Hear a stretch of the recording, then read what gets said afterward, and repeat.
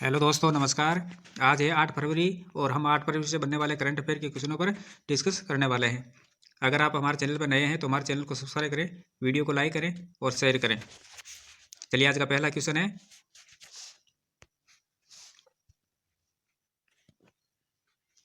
भारत 2027 में Chandrayaan 4 mission launch करेगा। भारत 2027 में चंद्रयान 4 मिशन लॉन्च करेगा। वो किस रॉकेट से लॉन्च करेगा? तो किसे करेगा वो? LVM-3 से। किसे करेगा? LVM-3 से।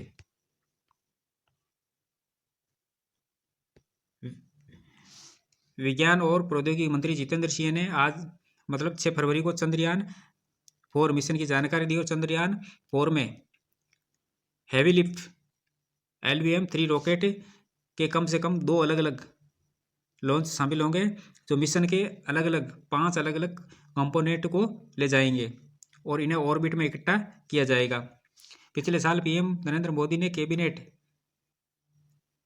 चंद्रयान 4 के मिशन को मंजूरी दी थी, जो 36 महीनों में पूरा किया जाएगा। इस मिशन के लिए सरकार ने 2104.06 करोड़ रुपए का फंड दिया था। इसमें चंद्रयान 4 स्पेसक्राफ्ट LVM-3 के 2 रॉकेट और चंद्रयान 4 से लगातार संपर्क बनाए रखने के लिए स्पेस नेटवर्क और डिजाइन वेरिफिकेशन शामिल है। इसका उद्देश्य चंद्रमा की सतह से सैंपल इकट्ठा करना और उन्हें पृथ्वी पर वापस लाना।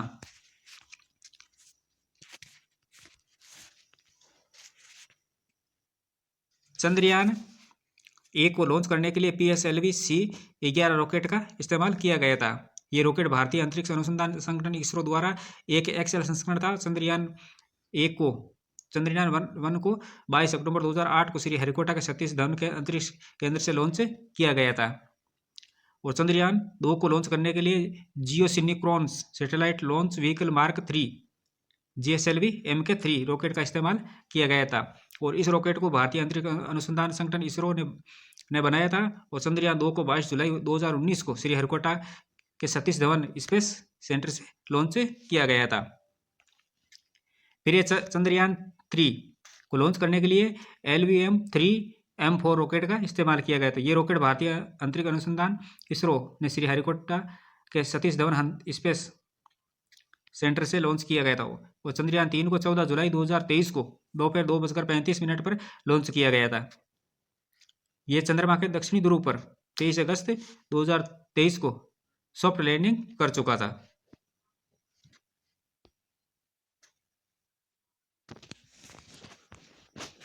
नेक्स्ट क्वेश्चन है, हाल ही में किसे इस्माइली मुस्लिमों के नए धार्मिक लीडर घोषित कर दिया है? कल हमने जो पढ़ा था उसमें इस्माइली मुस्लिमों के जो धार्मिक लीडर थे उनका निधन हो गया था। वो कौन थे? वो थे आगा खान। उनका निधन हो गया था। अब उनके उत्तराधिकारी के रूप में किसे नियुक्त किया गया है? तो वो किया गया रहीम अल हुसैनी। किसको नियुक्त किया है? रहीम अल हुसैनी को।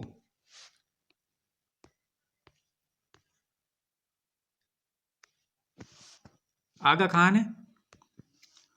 88 साल के थे और इनके 3 बेटे और 1 बेटी थी। उनके उत्तराधिकारी की घोषणा के बाद में आगा खान का असली नाम प्रिंस शाह करीम अल हुसैनी था। उनका जन्म 13 दिसंबर 1936 को जिनेवा में हुआ था और उन्होंने अपना बचपन केन्या के नैरोबी में बिताया था। 19 अक्टूबर 1957 को तंजानिया के दार एस सलाम में उन्हें आधिकारिक रूप से आगा खान चतुर्थ की उपाधि दी गई थी। उनके पास ब्रिटिश, फ्रांसीसी, स्विस और पुर्तगाल की नागरिकता थी और आगा खान के अनुयायी उन्हें पैगंबर मोहम्मद का वंशज मानते थे। ये तो थी उनके जो पहले थे। अब उनका निधन होने के बाद में अब जो आगा खान डेवलपमेंट नेटवर्क के मुताबिक प्रिंस रहीम अल हुसैनी आगा खान वो 4 थे, ये 5 हो गए। 5 को बुधवार को इस्माइली समुदाय का 50वां आजादी के नेता नामित किया गया है। आगा खान शिया इस्माइली मुसलमानों के 49वें वंशानुगत इमाम थे।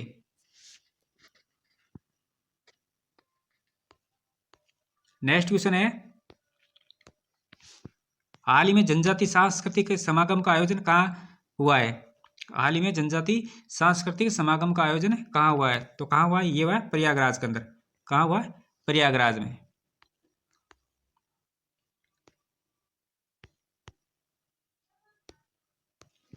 6 दिवसीय कार्यक्रम के दौरान सभी प्रतिभागी जनजातीय सांस्कृतिक परंपराओं के संरक्षण का संकल्प लेंगे और इसका आयोजन वाराणसी कल्याण श्रम आश्रम की ओर से किया जा रहा है। इसका आयोजन किसकी ओर से किया जा रहा है? वनशासी कल्याण आश्रम की ओर से किया जा रहा है। बिरसा मुंडा की 150वीं जयंती के उपलक्ष्य में वर्ष 2025 को जनजातीय गौरव वर्ष घोषित किया गया है। बिरसा मुंडा की 150वीं जयंती के ऊपर 2025 को जनजातीय गौरव वर्ष घोषित किया गया है। नेक्स्ट क्वेश्चन है, हाल ही में कोलकाता स्थित सेना के पूर्वी कमान के मुख्यालय फोर्ट विलियम का नाम बदलकर क्या कर दिया है? तो क्या कर दिया उसका कर दिया है विजयदुर्ग। क्या कर दिया है? विजयदुर्ग। फोर्ट विलियम का नाम इंग्लैंड के राजा विलियम तृतीय के नाम पर रखा गया था और फोर्ट विलियम का निर्माण ब्रिटिश ईस्ट इंडिया कंपनी ने साल 1781 में करवाया था। कब करवाया था? 1781 में। यह फैसला छत्रपति शिवाजी महाराज को श्रद्धांजलि के रूप में लिया गया है। ये किला ब्रिटिश साम्राज्य के पूर्वी भारत पर प्रभुत्व और शक्ति का प्रतीक माना जाता है। इसका निर्माण हुगली नदी के किनारे किया गया है। कहाँ किया गया है? इसका निर्माण हुगली नदी के किनारे किया गया है, जिससे ये एक मजबूत सैन्य अड्डे के रूप में काम कर सके। नेक्स्ट क्वेश्चन है, हाल ही में किस देश के क्रिकेटर मार्कस स्टोइनिस ने वनडे से संन्यास ले लिया है? तो कहाँ के वो है ऑस्ट्रेलिया के। कहाँ के? ऑस्ट्रेलिया के क्रिकेटर मार्कस स्टोइनिस ने वनडे से संन्यास ले लिया है।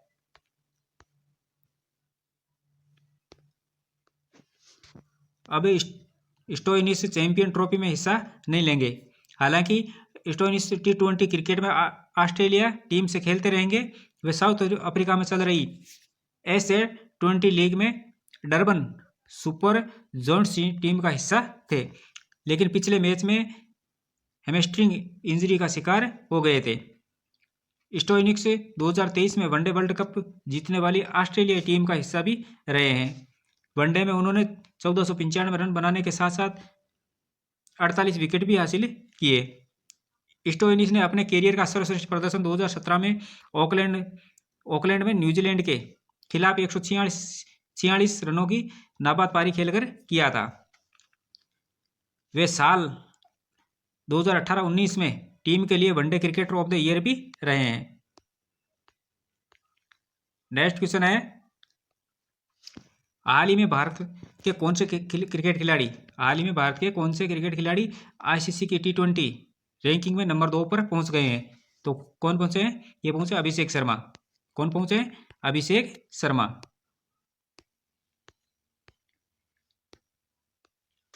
इंग्लैंड के खिलाफ बेहतर प्रदर्शन करने के बाद अभिषेक ने 829 रैंकिंग पॉइंट की छलांग लगाई है। इस रैंकिंग में टॉप पर कौन है? टॉप पर है ट्रेविस हेड। कौन है? Travis head. और तीसरे नंबर पर कौन है? तिलक वर्मा। कौन है? तिलक वर्मा। यानी एक नंबर पर ट्रेविस हेड और दूसरे नंबर पर अभिषेक शर्मा और तीसरे नंबर पर तिलक वर्मा। T20 की बॉलिंग रैंकिंग में वरुण चक्रवर्ती T20 की बॉलिंग रैंकिंग में वरुण चक्रवर्ती को 3 स्थान का फायदा हुआ है। अब वे 5वें स्थान से तीसरे स्थान पर 705 रेटिंग पॉइंट्स पर आ गए हैं। वहीं इंग्लैंड के रशीद खान 705 अंक के साथ दूसरे और वेस्ट इंडीज के अकील हुसैन 707 अंक के साथ पहले स्थान पर हैं। T20 की ऑलराउंडर रैंकिंग में टॉप 10 में बदलाव नहीं हुआ है। भारत के हार्दिक पांड्या 251 रेटिंग पॉइंट्स के साथ पहले नंबर पर बने हुए हैं।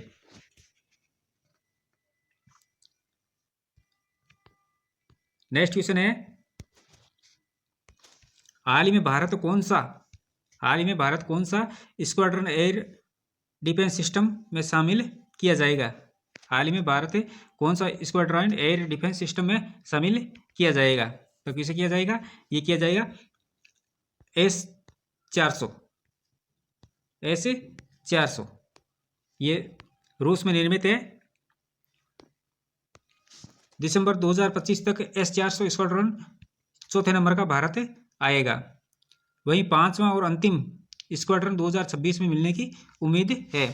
भारत और रूस के बीच 2018 में S-400 के 5 स्क्वाड्रन के लिए 35,000 करोड़ की डील फाइनल की गई थी।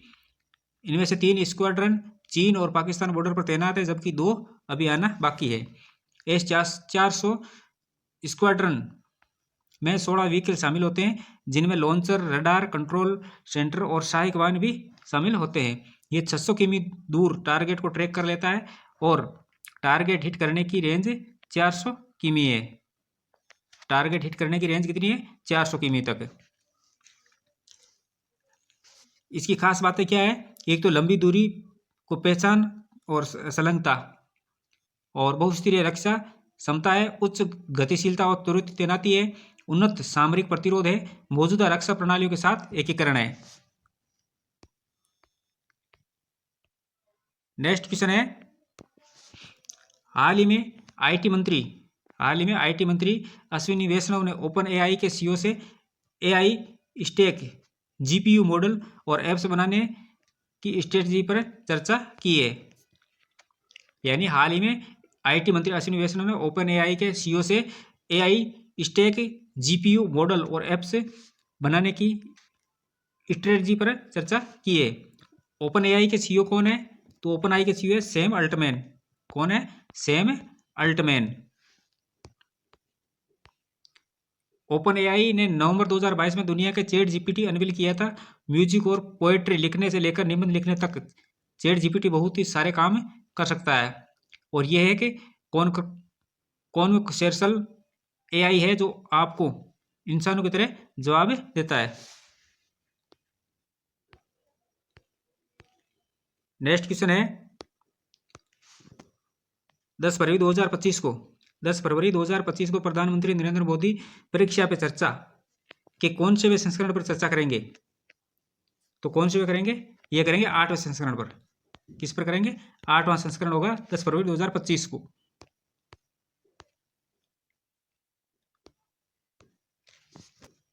पूरा इवेंट 8 एपिसोड में बांटा जाएगा। इनमें अलग अलग फील्ड की कुल 12 हस्तियां बच्चों के सवालों का जवाब देगी। 12 हस्तियां बच्चों के सवालों का जवाब देगी। परीक्षा पे चर्चा 2025 में इस साल भारत और विदेशों से 3.30 करोड़ से ज़्यादा स्टूडेंट्स, टीचर्स और पेरेंट्स ने रजिस्टर किया है। पीपीसी 2025 के लिए ऑनलाइन आवेदन की रजिस्ट्रेशन 14 दिसंबर 2024 को शुरू हुआ था और 14 जनवरी 2025 को बंद हुआ था। पीएम मोदी की छात्रों से होने वाली परीक्षा पर चर्चा की इसकी शुरुआत हुई थी 2018 के अंदर। कब हुई थी? 2018 में। और इसका 5वां संस्करण 1 अप्रैल 2022 को तालकोटा स्टेडियम नई दिल्ली में हुआ था। और 6वां संस्करण 27 जनवरी 2023 को नई दिल्ली के तालकोटा इंडोर स्टेडियम में हुआ था।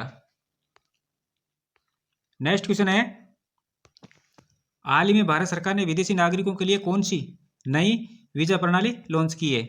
तो कौन सी की है? ये की आयुष वीजा। कौन सी की है? आयुष वीजा। गृह मंत्रालय भारत सरकार ने आयुष प्रणालियों, भारतीय चिकित्सा प्रणालियों के तहत इलाज के लिए विदेशी नागरिकों के लिए आयुष वीजा की नई श्रेणी के निर्माण को अधिसूचित किया है। आयुष वीजा की शुरुआत से चिकित्सीय देखभाल, स्वास्थ्य और योग जैसी आयुष प्रणालियों, भारतीय चिकित्सा प्रणालियों के तहत इलाज के लिए भारत आने वाले विदेशियों के लिए एक विशेष वीजा योजना शुरू करने का प्रस्ताव पूरा हुआ है। आयुष वीजा श्रेणी की शुरुआत सरकार की हील इन इंडिया पहल के लिए भारत के रोड मैप का हिस्सा है, जिसका उद्देश्य भारत को एक चिकित्सा मूल्य यात्रा गंतव्य तक के रूप में बढ़ाना है। आयुष मंत्रालय और स्वास्थ्य एवं परिवार कल्याण मंत्रालय मिलकर भारत को दुनिया के चिकित्सा पर्यटन गंतव्य के रूप में बढ़ावा देने के लिए one stop heal in India portal विकसित करने पर काम कर रहे हैं।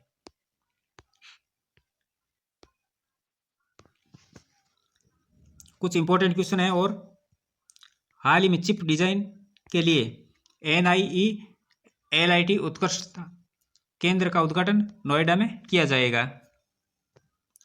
हाल ही में भारत विश्व का दूसरा सबसे बड़ा मोबाइल फोन निर्माता बन गया है। हाल ही में IIT मद्रास ने भारत का पहला कैंसर जीनोम एटलस लॉन्च किया है। हाल ही में गोपाल विट्ठल GSMA का कार्यवाहक अध्यक्ष नियुक्त किया गया है। हाल ही में भारत की पहली AI यूनिवर्सिटी महाराष्ट्र के अंदर स्थापित की जाएगी। हाल ही में जारी वैश्विक घरेलू उड़ान भार रैंकिंग में भारत शीर्ष स्थान पर है। हाल ही में नेपाल ने अपने पर्वतारोहण नियमों में संशोधन कर दिया है और अभिनेत्री पुष्पलता का निधन हो गया है। हाल ही में शांतनु नायडू को टाटा ग्रुप के टाटा मोटर्स कंपनी का महानिदेशक महाप्रबंधक बनाया गया है। शांतनु नायडू को टाटा ग्रुप के टाटा मोटर्स कंपनी का महाप्रबंधक बनाया गया है। तो ये थी आज की क्लास। ऐसे ही महत्वपूर्ण प्रश्नों के साथ कल फिर मिलेंगे। तब तक के लिए धन्यवाद।